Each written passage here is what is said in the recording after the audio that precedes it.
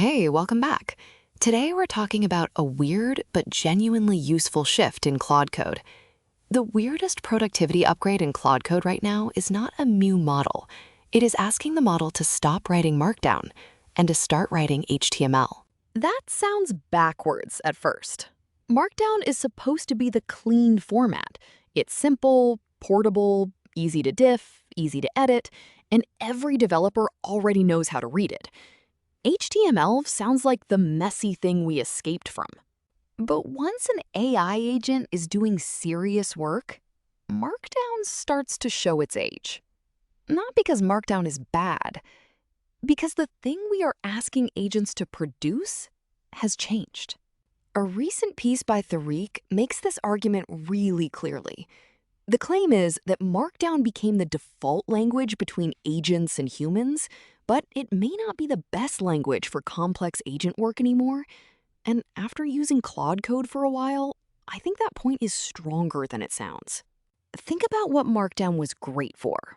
A README, a checklist, a short design note, a comment that needs bullets, links, and code fences. For that world, Markdown is almost perfect.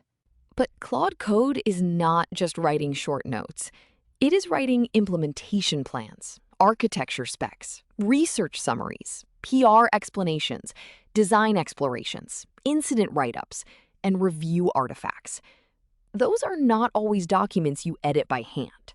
That detail matters. One of Markdown's biggest advantages is that a human can open the file and edit it directly. But if your real workflow is ask Claude to update the file, that advantage gets a lot smaller. The article mentions a very relatable failure mode. Once a Markdown plan gets past roughly 100 lines, the author stops reading it carefully. And honestly, that tracks. At some point, a Markdown file becomes a wall. The agent can still write it. The repo can still store it. But the human review loop gets weaker because nobody wants to stare at another giant block of structured text. That is a real workflow problem. You see the same thing when an agent tries to visualize something in Markdown. It starts drawing ASCII diagrams. It tries to represent color with Unicode blocks. It describes layout in paragraphs instead of showing layout. Those tricks are clever. They are also signs that the format is fighting the job. If the output needs a diagram, a layout, a comparison table, or a little interaction, Markdown can only fake it. HTML changes the canvas. Now the agent can use headings and paragraphs, but also tables, CSS, SVG, images, absolute positioning, canvas, and small bits of JavaScript. That is a much larger vocabulary for explaining something to a human. And the point is not make it pretty. Pretty's nice, but the real win is compression for the reader. A flowchart can replace 5 paragraphs. A side-by-side comparison can replace a long explanation. A highlighted diff can replace a reviewer squinting at raw patches. This is where the idea starts to click. If Claude Code creates a plan as an HTML artifact, it can organize the plan visually. Tabs, sections, callouts, diagrams, code snippets, and links can all live in one thing you can actually inspect. Sharing also gets easier. A Markdown file often needs GitHub, an editor, or a rendered preview to look right. An HTML file can just become a link. Upload it somewhere, send it to a teammate, and they can open it in a browser. That sounds small, but it matters. The chance that someone reads a spec goes way up when the spec feels like a page instead of an attachment. Most teams do not have a writing problem. They have a nobody read the artifact problem. HTML also lets the artifact become interactive. The article gives examples like sliders, knobs, algorithm options, and controls that let a human adjust something instead of describing the adjustment in text. That is a different kind of collaboration. The really useful pattern is the copy back loop. You adjust the artifact in the browser. Then the artifact gives you a copy as prompt, copy as JSON, or copy diff button. Now your visual edits can go back into Claude Code. That is the part that feels new. The HTML file is not a product. It is not a SaaS app. It is a disposable interface for one exact decision you are trying to make today. Claude Code is especially interesting here because it has context. It can read the local repo, inspect generated files, use Git history, and depending on your setup, pull context from tools like Slack, Linear, browser sessions, or MCP servers. The article describes asking Claude Code to scan a folder, find generated HTML files, group them by type, and create an HTML overview with diagrams. That is the difference between a chatbot answering from memory and an agent building from your actual workspace. That context is what keeps the artifact from feeling generic. It can be shaped by the actual repository, the actual tickets, the actual diff, and the actual decisions sitting in front of the team. This is why the use cases are broader than make me a prettier doc. One use case is planning and exploration. Ask for 6 different onboarding screens, laid out side by side with the trade-off of each approach labeled. Another is implementation planning. Instead of a plain Markdown plan, ask for an HTML plan with mockups, data flow, important code snippets, risk areas, and review checkpoints. That makes the plan easier to challenge before the agent starts coding. Code review is another obvious one.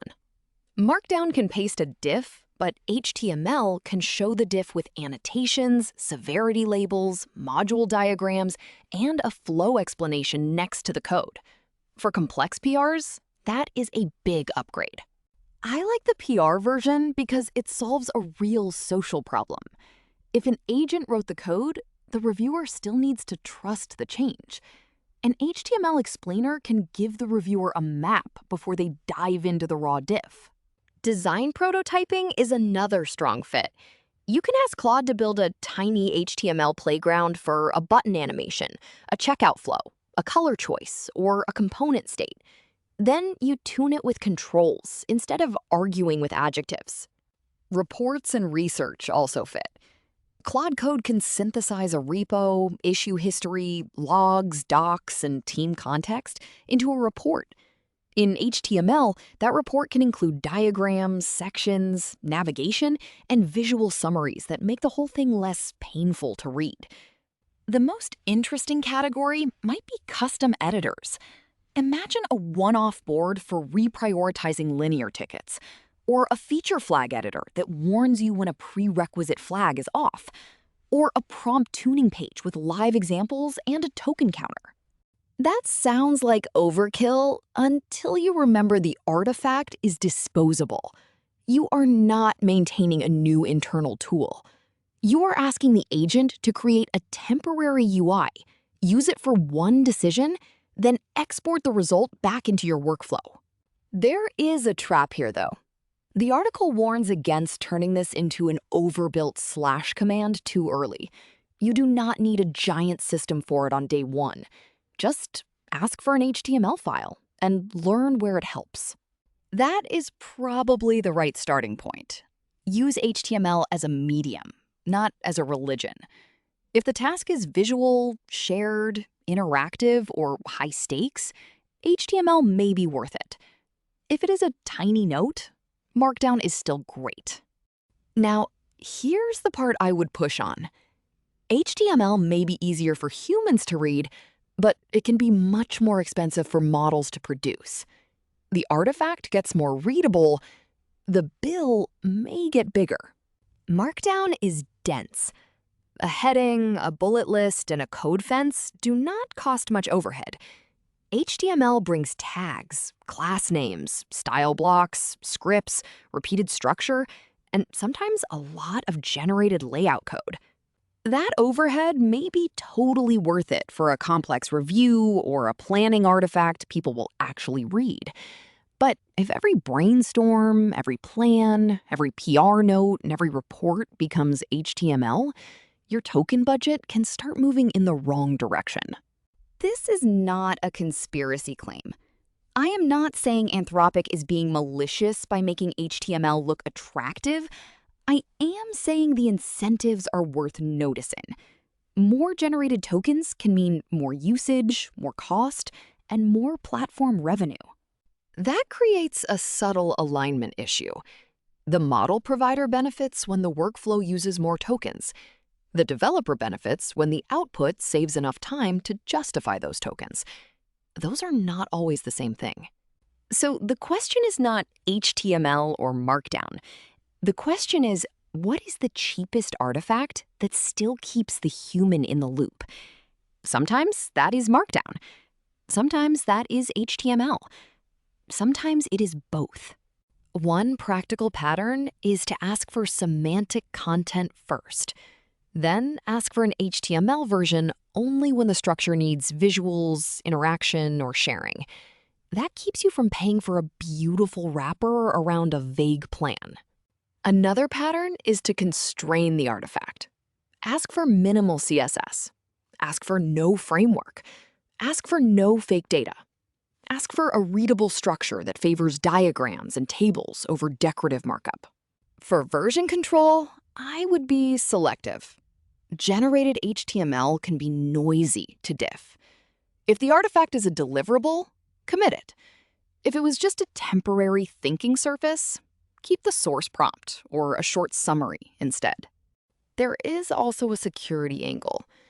Do not casually share an HTML artifact that includes sensitive repo details, customer data, internal discussions, or executable JavaScript you have not looked at. The browser is a great viewer, but it is not magic safety glass. If you want more breakdowns like this, subscribe. And yes, I mean that as a quick video beat, not a giant permanent banner covering the content. The interesting part is still the workflow. My personal take is that the article is directionally right. Markdown is not going away. But for agent output, HTML is a surprisingly powerful human interface. It can make specs, reviews, and explorations feel readable again. The cost critique does not cancel that. It just keeps the idea honest. If HTML makes the artifact 10 times easier to review, use it. If it only makes a simple note look fancy, skip it. The real win is not HTML itself. The win is getting the human back into the loop. If a format makes you actually read, question, adjust, and approve the agent's work, that format is doing something valuable. So try it once. Ask Claude Code for an HTML artifact on a messy plan or a PR you do not fully understand. Then watch two things: how much easier it is to review and how much extra output it took to get there. That trade-off is the whole story. Readable matters. Cheap matters. The best developer workflow is the one that respects both.